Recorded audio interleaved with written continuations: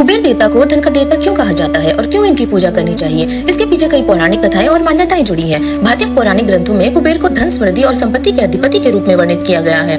उनका स्थान यक्षों के राजा के रूप में भी माना जाता है, जो धन और प्रकृति की रक्षा करते हैं। कुबेर देवता की उत्पत्ति का उल्लेख विभिन्न पुराणों से मिलता है। उनकी उत्पत्ति ब्रह्मा के मानस पुत्र के रूप में मानी जाती है। कुछ कथाओं के अनुसार वे विश्वाक मुनि के पुत्र और रावण के सौतेले भाई हैं। कुबेर का जन्म एक तपस्वी और धनवान व्यक्ति के रूप में हुआ और उन्होंने घोर तपस्या के द्वारा भगवान शिव को प्रसन्न किया।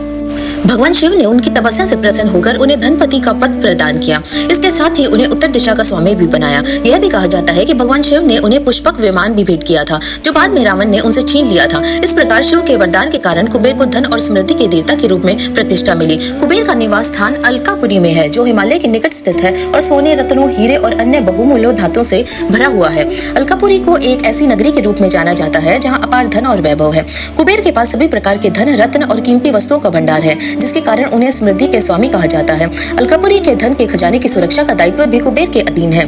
कुबेर को यक्षों का राजा कहा जाता है। यक्ष वे दिव्य प्राणी होते हैं जो पृथ्वी के विभिन्न स्थानों पर छिपे हुए धन की रक्षा करते हैं।